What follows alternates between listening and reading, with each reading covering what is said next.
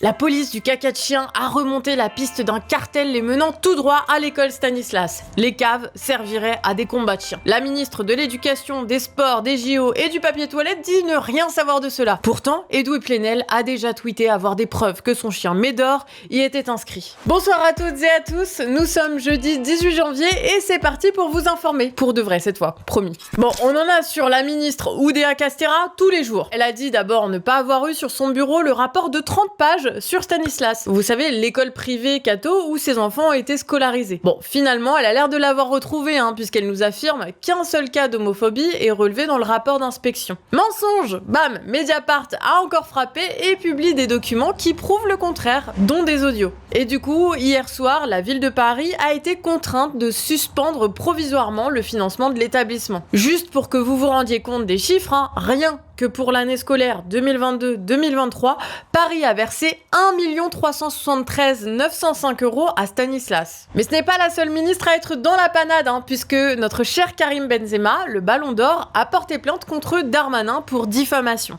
Et pourquoi ? Puisque Darmanin avait accusé le joueur, sans aucune preuve, d'être proche des frères musulmans. Depuis quelques semaines, je m'intéresse particulièrement, M. Benzema est en lien, on le sait tous, notoire avec les frères musulmans. Le journal Le Parisien a eu accès à la totalité de la plainte et l'attaquant y détaille sa pensée cash.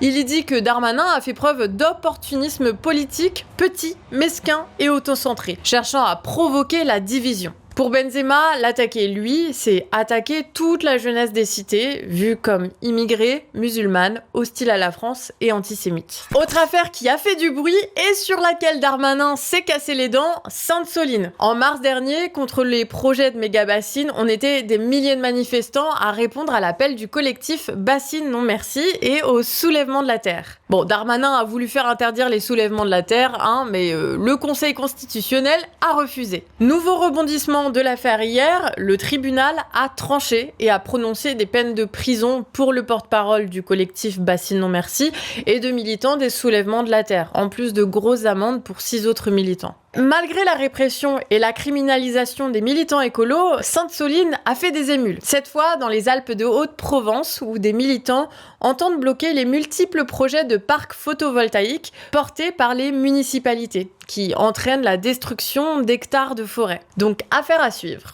En attendant, petite info concernant ce qui se passe sous nos pieds. Au 1er janvier, la France comptait 56% de ses nappes phréatiques, principales réserves d'eau potable, au-dessus des normales mensuelles en décembre, ce qui est nettement mieux que l'année dernière. Ça laisse à espérer que cet été ne sera pas aussi sec et ne conduira pas à de telles destructions que l'année passée. Sans transition, il pleut peut-être, mais il fait bien froid surtout. Dans une récente publication, l'association humanitaire Utopia 56, qui défend les droits des personnes en situation d'exil ou de migration, nous apprend qu'à 8 degrés, on ne peut survivre que 20 minutes dans l'eau glacée. Après avoir traversé l'horreur et l'adversité sur leur parcours jusqu'aux plages du nord de la France, des centaines de personnes doivent encore traverser la Manche, et ça, malgré ces températures mortelles pour commencer une nouvelle vie au Royaume-Uni. Et alors que le Royaume-Uni continue d'investir dans des bateaux-prisons pour y enfermer des migrants, en Allemagne, Mediapart nous révèle cette semaine un complot. Dans le pays de la saucisse, une réunion secrète espionnée par un journaliste Mediapart. Bon, entrons dans le vif du sujet. Déjà, qui y participe ? Des personnalités politiques du parti AfD, des néo-nazis et des riches entrepreneurs. Où ça ? Dans un hôtel de luxe. Et pourquoi faire, vous allez me dire ? Pour planifier et organiser industriellement la déportation de milliers de personnes, qu'ils aient un passeport allemand ou non. On vous encourage à aller lire l'enquête en détail, on vous a mis le lien dans les sources. Et thumbs up à Mediapart et ses révélations. La suite, ça sera demain à 18h, mais avant ça, le point culture science. Le président a annoncé vouloir lancer un grand plan contre l'infertilité. Un grand plan de lutte contre ce fléau sera engagé pour permettre justement ce réarmement démographique.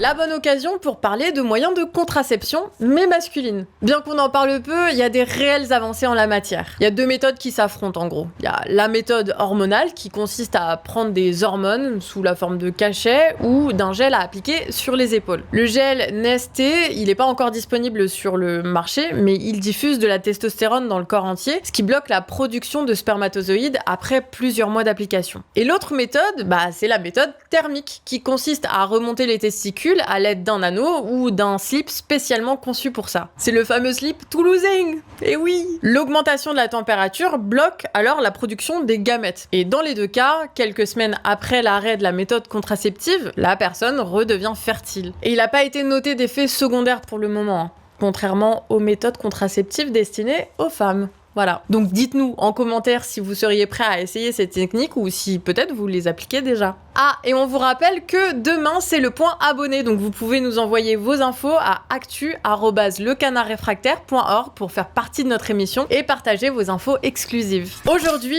dans la chronique internationale, on va faire le point sur l'escalade militaire qu'il y a au Moyen-Orient. Bon, vous allez voir, il s'est passé beaucoup de choses ces derniers jours, on va donc vous résumer la situation. Commençons au Yémen. Depuis le 7 octobre, les rebelles houthis du Yémen sont en guerre contre l'État israélien. Après quelques envois de missiles, ils ont commencé à attaquer quotidiennement des navires, perturbant donc tout le trafic mondial, passant par le détroit de Suez. Une forme de pression commerciale et financière contre l'économie israélienne. Et ça marche, il y a certaines entreprises qui arrêtent d'envoyer des marchandises et d'autres qui en font payer le prix. Il y a même la plus grande entreprise pétrolière états-unienne qui a renoncé récemment à passer par la mer Rouge. En décembre, une coalition menée par les États-Unis s'est formée et a organisé des frappes au Yémen le 12 janvier. Bon, malgré les frappes, les Houthis, ils ont toujours de quoi mener des offensives. Le 15 janvier, un navire commercial a été touché par des missiles Houthis et ils ont continué d'autres frappes les jours suivants. Aujourd'hui, le 18 janvier, l'armée états-unienne annonce mener de nouvelles frappes contre les Houthis. Dans la presse, l'armée états-unienne elle accuse directement l'Iran de fournir les armes utilisées contre les navires états-uniens aux Houthis. Des composants en transit en fait ont été retrouvés en Somalie. 2 soldats états-uniens sont morts lors de la saisie. Donc bon, en gros, pour vous résumer tout ça, il y a un acte de guerre de la part de l'Iran qui justifie une escalade militaire contre le concurrent historique états-unien de la région. Et plus on analyse l'escalade au Moyen-Orient, plus on se rend compte qu'elle tourne autour du conflit entre l'Iran et les États-Unis. Donc faisons le point sur la situation iranienne. Le 3 janvier, une attaque du groupe État islamique fait plus de 80 morts en Iran. De même que le 7 janvier, au mausolée de Shiraz, qui a fait 1 mort et 7 blessés. D'autres attaques similaires ont été organisées par Daesh le 1er et le 9 janvier contre l'armée iranienne. Et ces attaques, elles se déroulent dans un contexte assez particulier. Faut savoir qu'en Iran, il y a une forte crise économique due notamment au blocus, ainsi que de forts mouvements sociaux réprimés par l'État. Le retour de l'armée états-unienne, il multiplie les conflits avec l'armée israélienne et ses alliés, que ce soit les Houthis ou le Hezbollah. Et les tensions près de la mer Rouge perturbent aussi l'exportation du pétrole iranien vers la Chine. Et c'est dans ce contexte que l'État iranien a bombardé plusieurs cibles ces derniers jours. Le 16 janvier, ils ont lancé des missiles balistiques sur le Kurdistan, au nord de l'Irak, et ont également ciblé la Syrie. Des frappes condamnées par l'administration états-unienne. Et d'ailleurs, l'État turc en a profité le lendemain pour bombarder des positions kurdes en Syrie. Mais, il y a un autre front militaire qui s'est ouvert ces derniers jours entre l'Iran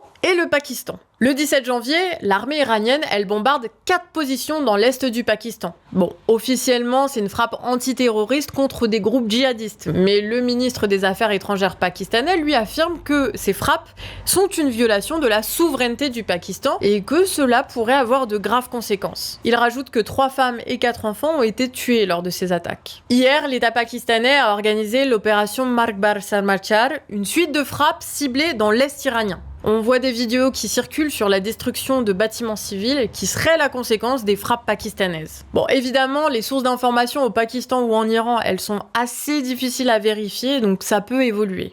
Bon, dernière action importante, il faut savoir que l'Iran est sous blocus états-unien, donc régulièrement il y a des navires iraniens qui sont capturés par les forces états-uniennes.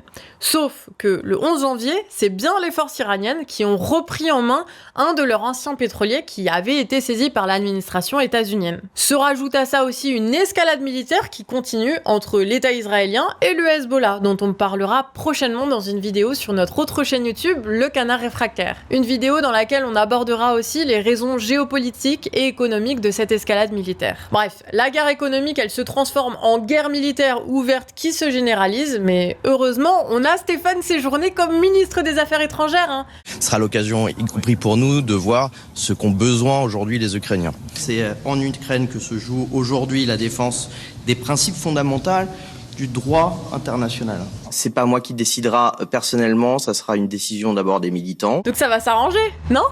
Bon, on s'arrête là pour ce soir, mais on se retrouve demain vers 18h pour notre dernière actu de la semaine. Et n'oubliez pas de nous écrire sur actu@lecanardrefractaire.org et bien sûr, n'hésitez pas à partager nos vidéos sur vos réseaux. On vous souhaite de passer une bonne soirée ou une bonne journée selon quand vous nous regardez et à demain. Ciao!